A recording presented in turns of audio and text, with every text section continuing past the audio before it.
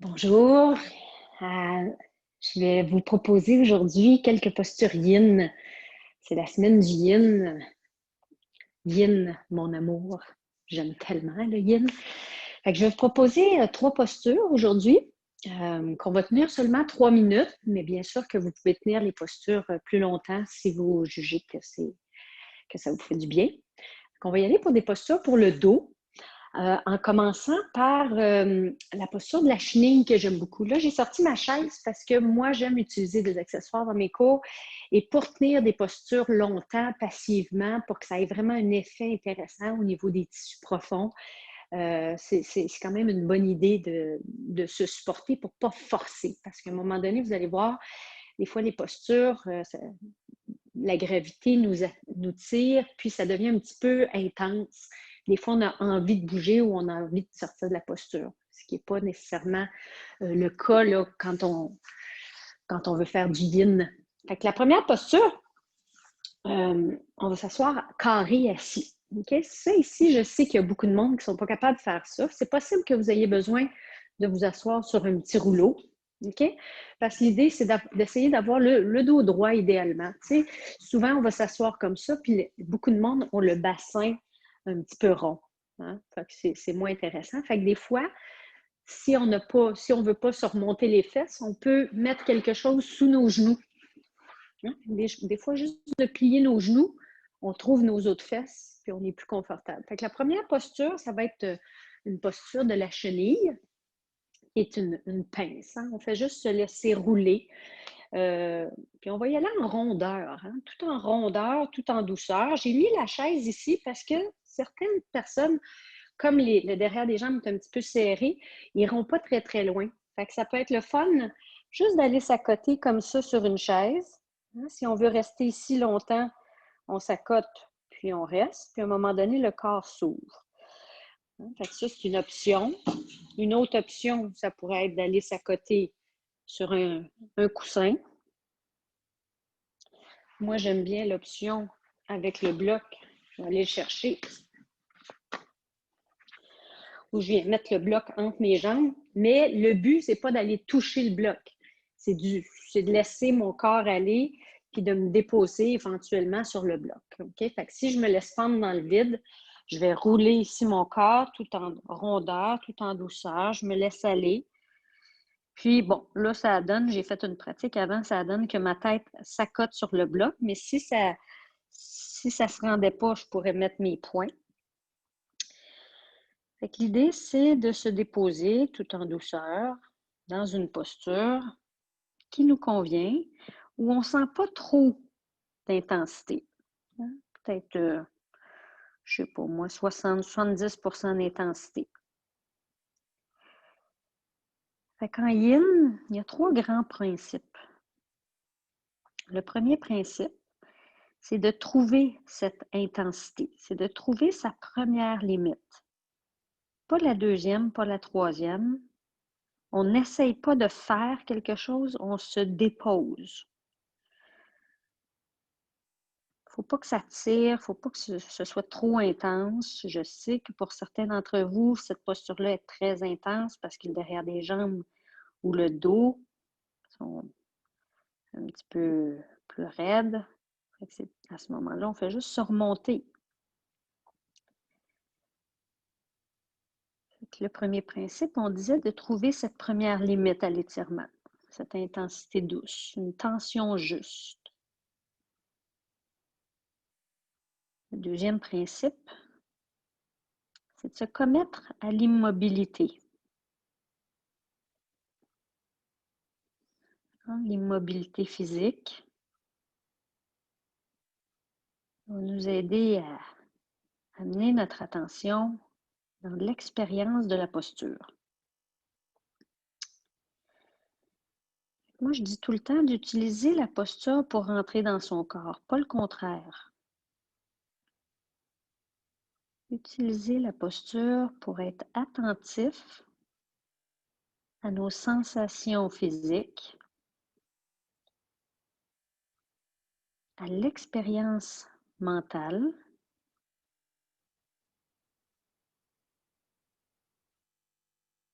Utiliser la posture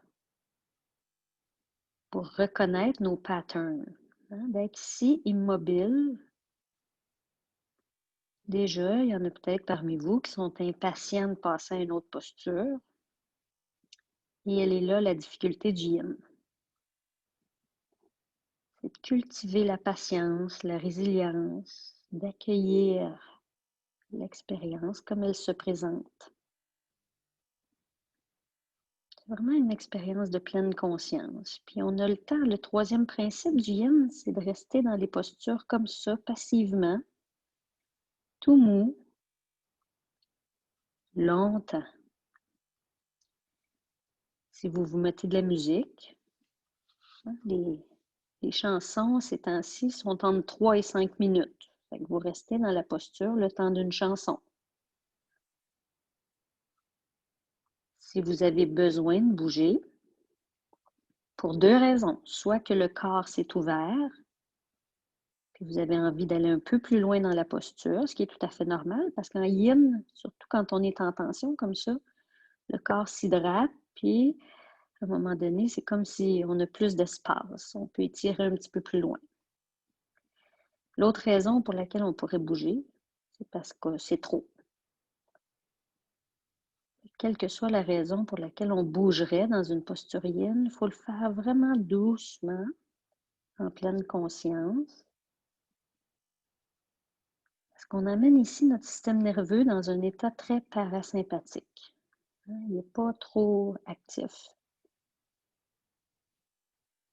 Il ne faudrait pas bouger trop vite puis risquer de réveiller quelque chose qui dort dans notre corps puis de se blesser.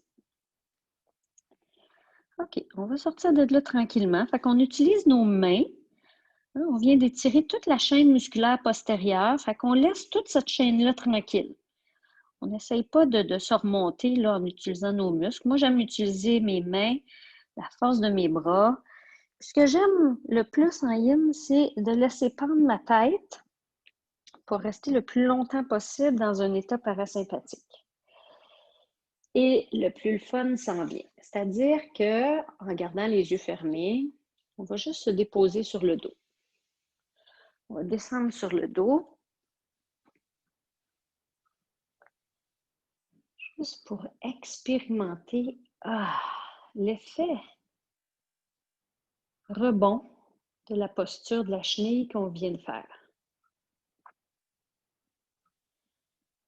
Fait que l'effet rebond, on le perçoit peut-être avec l'expérience. Il y en a qui le perçoivent rapidement, mais avec l'expérience, on vient apercevoir vraiment le mouvement des fluides. On vient de... Nos cellules viennent de se remplir d'eau, là, de par la posture, là où il y avait de la tension. Puis là, le mouvement des fluides se fait aller, l'énergie vitale, le chi circule bien dans les méridiens. On sent tout ça parce que les mains nous pétillent. On sent peut-être un peu de chaleur même le long de la chaîne musculaire postérieure. OK. Fait qu'on vient de faire une posture de tension qui a généré de la tension probablement tout le long, à partir de vos talons, là, jusqu'à la base de votre tête, peut-être même jusque dans votre front. Ça, c'est toute la chaîne musculaire postérieure. Fait qu'en yin, on travaille en tension, comme ce qu'on vient de faire. Puis là, on va passer sur le côté, puis on va rouler sur le ventre. Puis on va aller travailler en compression. On va aller dans une posture sur le ventre que je vais vous montrer ici avec ou sans accessoires. Right? Fait que je roule sur le ventre et on va aller chercher une posture du sphinx. Donc, on monte sur les coudes. On amène les coudes quelque part qui est confortable. Mais ça se peut que ce soit trop pour vous. Okay? Cette compression lombaire, là, si c'est trop pour vous, des fois, juste d'être à côté sur les mains, ça peut être amplement.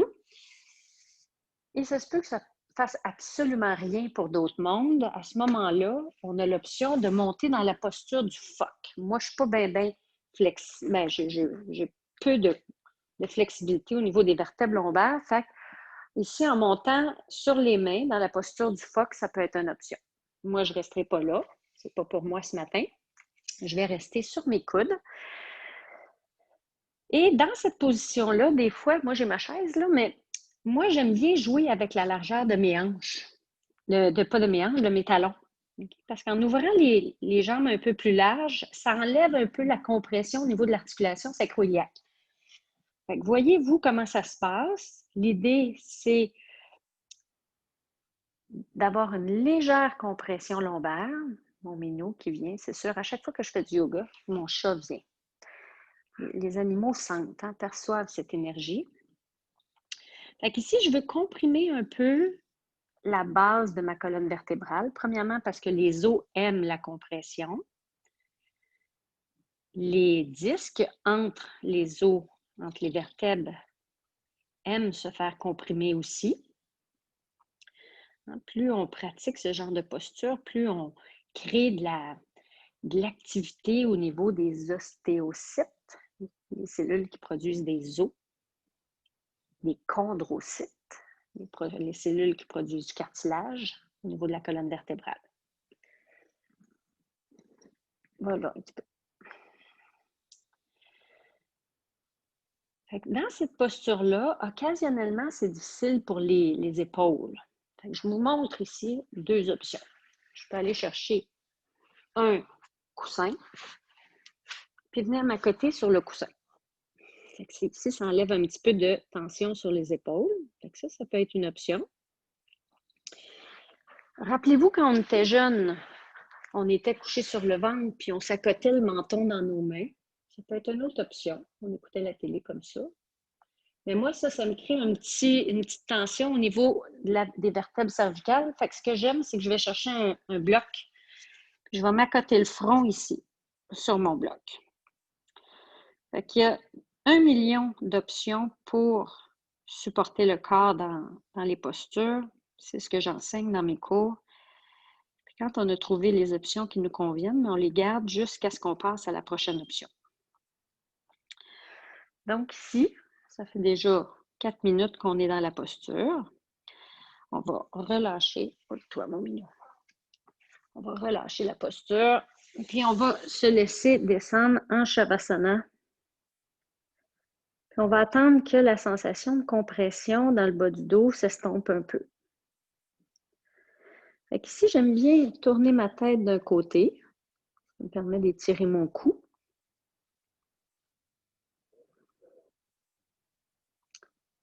C'est une belle occasion ici de descendre la respiration dans le ventre pour générer un petit massage naturel du bas du dos, hein, ce qu'on vient de compresser.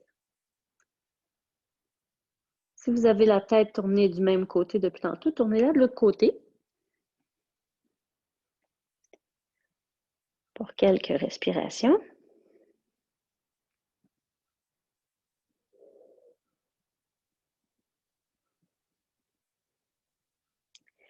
Et pour enlever les effets résiduels de la sensation ici, dans le bas du dos, moi j'aime ça me dandiner les fesses de droite à gauche. Je me dandine ici.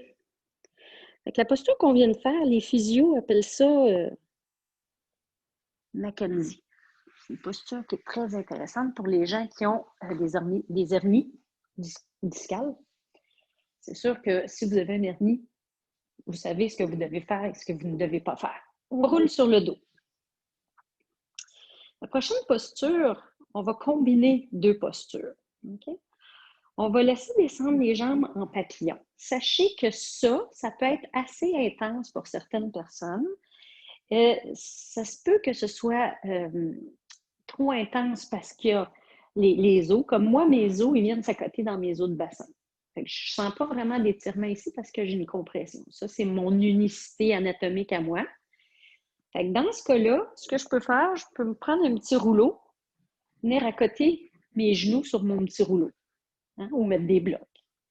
On veut sentir une belle petite ouverture. Ça, c'est une super posture pour relâcher le plancher pelvien. Et à ça, moi, je combinerais une posture de bras. Je vais vous montrer 2 options. Première option, c'est simplement de passer le coude droit par-dessus le coude gauche puis laisser prendre les mains comme ça de chaque côté. Juste faire ça, descendre le menton un peu vers le sternum pour allonger la nuque. Et si vous avez le menton trop en haut du front, Mettez-vous une petite serviette, un petit oreiller en dessous de la tête pour égaliser, pour mettre votre front et votre menton de niveau. Fait que ça, c'est une option pour les bras que j'aime beaucoup, que je fais la nuit quand je me réveille des fois. Et si vous avez cette ouverture, on garde les coudes ensemble, puis on vient chercher les paumes des mains pour aller chercher les bras de l'aigle ici. Okay? Les bras de l'aigle, qu'on peut laisser tomber les mains en arrière de la tête et tourner le visage du côté opposé. Fait que si je le fais de l'autre côté, ça va donner quelque chose qui ressemble à ça. On va tenir ça 2 minutes de chaque côté au niveau des épaules.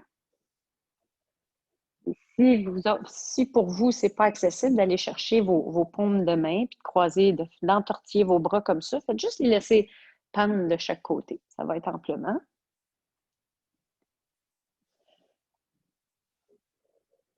On peut juste respirer ici. Ce que j'aime beaucoup proposer en yin, particulièrement dans cette posture-là, concentrer ses respirations, inspirer comme sur 4 ou 5 secondes, expirer sur 4 ou 5 secondes. Et laisser son ventre bouger. En laissant son ventre bouger, le plancher pelvien va se mettre à bouger aussi quand on va être assez relax pour ça. Mais c'est possible que vous ne le sentiez pas, votre plancher pelvien bouger. À l'inspire, le plancher pelvien sort, ça crée comme une ouverture autour du vagin, de l'anus. À l'expire, le plancher pelvien rentre.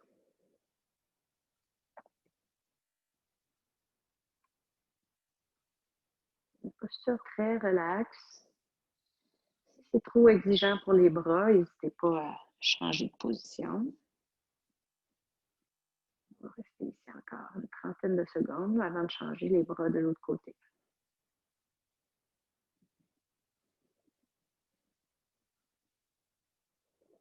Gardez les yeux fermés, il n'y a pas grand-chose à voir. Et c'est la beauté du yin ou du yoga thérapeutique, c'est qu'on pratique beaucoup les yeux fermés. Dans les cours, je vais vous montrer des options. Après ça, vous vous installez, vous fermez vos yeux, puis vous accueillez l'expérience comme elle se présente. Si vous voulez ici, on va changer nos bras. C'est-à-dire que si vous aviez le coude droit par-dessus le coude gauche, changez les bras. Si c'est accessible pour vous d'aller chercher vos paumes de main, à ce moment-là, tournez votre visage de l'autre côté. Moi, pour les bénéfices de la caméra, je vais simplement laisser pendre mes mains.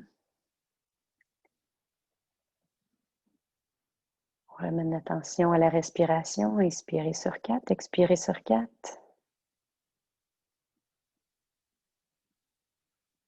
Laissez votre plancher pelvien bouger au rythme de chaque respiration. Le plancher pelvien est une source de douleur lombaire. Si c'est trop serré, il y a quand même 5 couches de muscles au niveau du plancher pelvien. Si c'est trop tendu, cet endroit-là, pour plein de raisons dont on a déjà parlé dans les capsules précédentes, ça tire sur le bassin et ça cause des douleurs dans le bas du dos. À chaque fois qu'on y pense, on essaye de ressentir le plancher pelvien respirer. Il respire avec notre ventre finalement.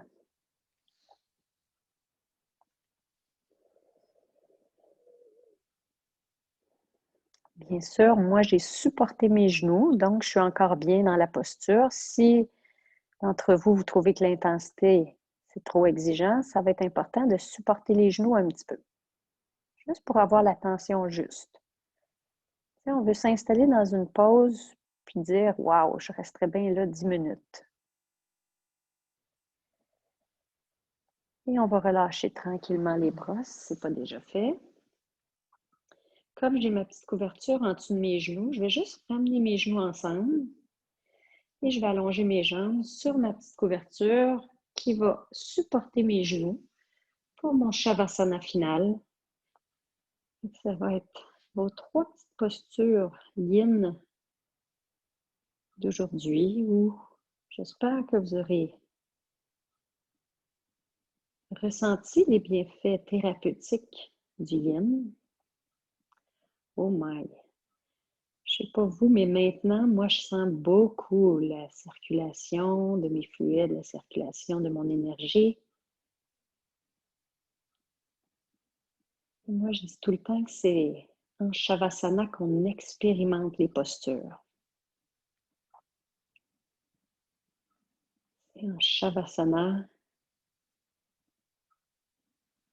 nos cellules récupèrent de l'expérience posturale qu'on s'est offert pendant 3, 4, 5 minutes.